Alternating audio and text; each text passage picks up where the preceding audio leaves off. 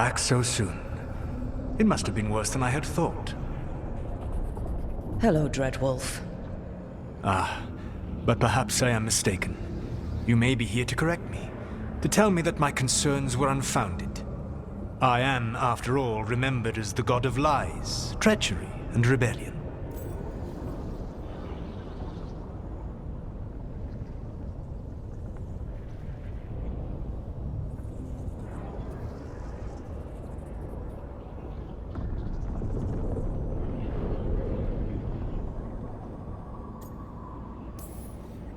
So you're gonna be insufferable about it. See, this is the reason nobody likes you. I led a rebellion for centuries that culminated in the creation of the Veil and the destruction of the Elven Empire. Okay, this is among the reasons nobody likes you.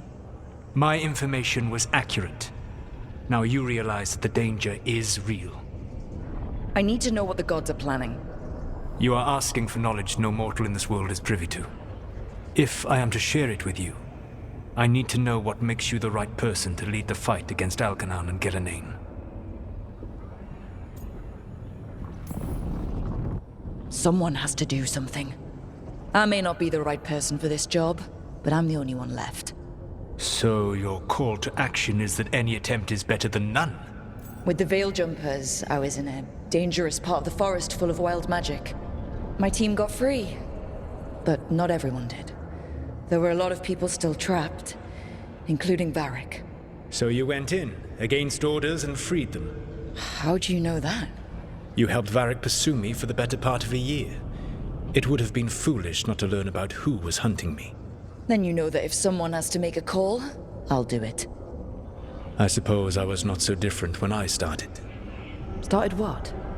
My rebellion against the Evanuris. The Elven gods, as you call them. They wish to reclaim their dominion over this world. To accomplish that, they will need two things. First, the Blight. What exists in this world is a bare fragment of its power. The rest is imprisoned, until they release it.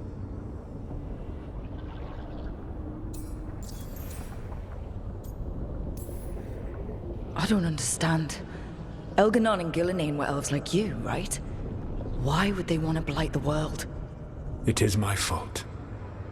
As the Dread Wolf, I was a thorn in their side.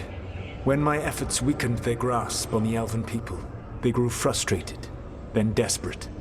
And turned to the Blight. Once the corruption took hold of them, they were blind to its horror. It was just another source of power for them. Now they would blight the world without hesitation, and call us backward and foolish for opposing them. The Blight didn't escape with the gods? Algernon and Gillenane escaped largely empty-handed, fortunately. Most of the Blight is still trapped in the prison I created ages ago. So what we saw at the village, that's them not at full strength? Correct.